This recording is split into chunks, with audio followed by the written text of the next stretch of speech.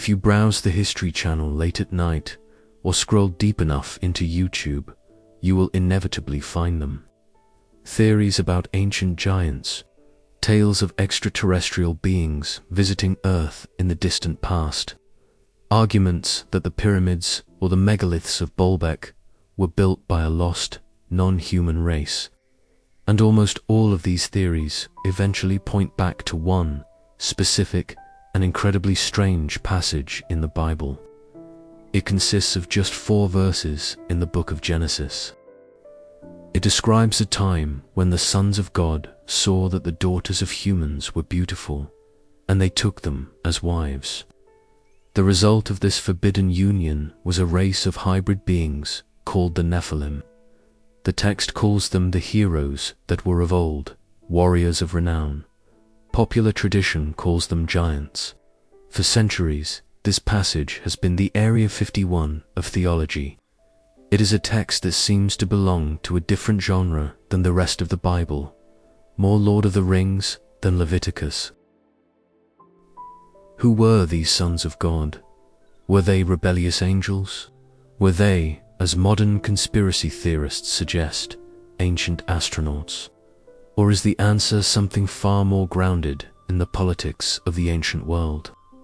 Today, we are going to decode the most mysterious verses in the Bible. We will travel from the myths of Mesopotamia to the Dead Sea, scrolls to the writings of St. Augustine to answer the question, who were the Nephilim? To understand the mystery, we have to look at the text itself. It appears in Genesis 6:1-4, immediately before the story of Noah's Ark. When man began to multiply on the face of the land and daughters were born to them, the sons of God saw that the daughters of man were attractive, and they took as their wives any they chose. The Nephilim were on the earth in those days, and also afterward, when the sons of God came in to the daughters of man and they bore children to them. These were the mighty men who were of old, the men of renown. That's it. That's the whole story. It's incredibly vague, but it introduces 2 distinct groups that have puzzled scholars for 2,500 years. 1. The sons of God, Bena Elohim. Who are they?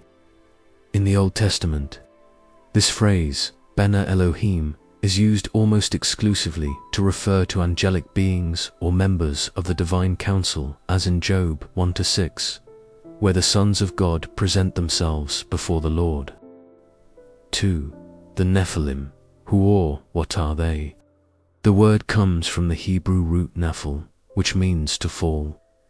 So, Nephilim literally means the fallen ones, or perhaps the ones who cause others to fall. Later Greek translations, the Septuagint, translated this word as gigantes, giants.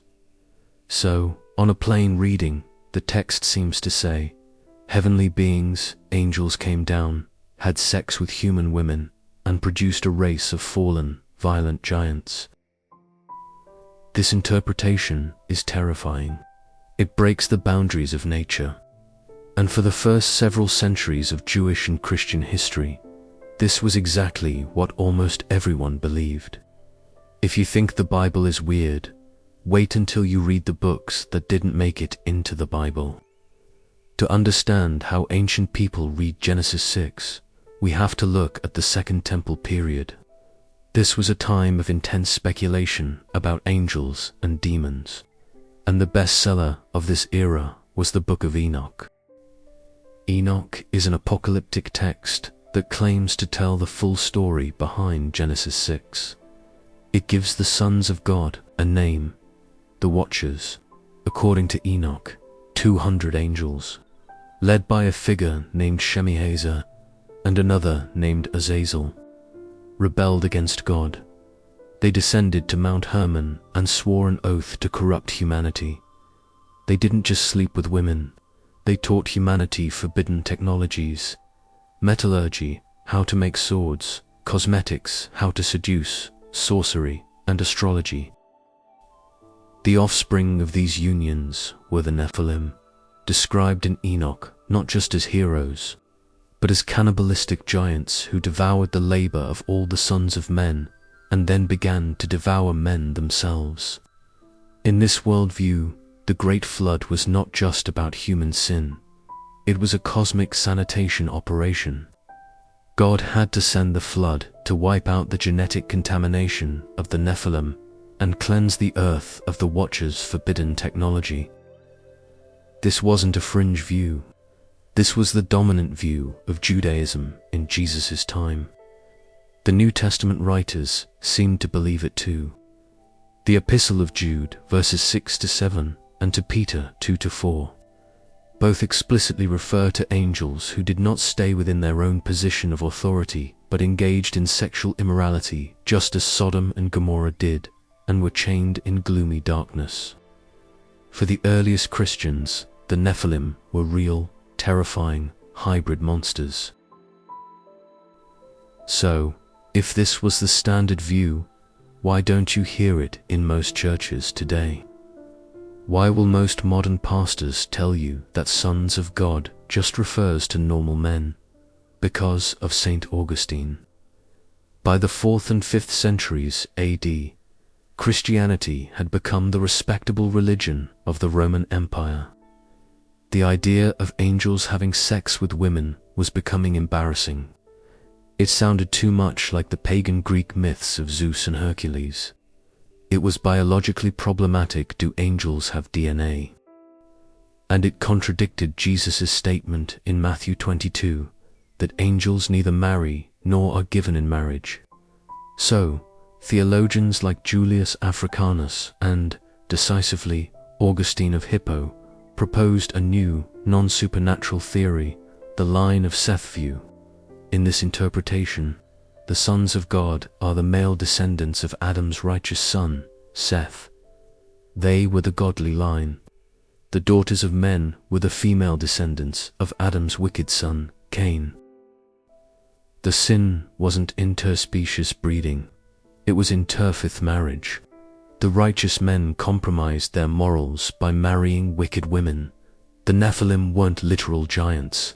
They were just fallen men, tyrants, or men of great physical stature and reputation.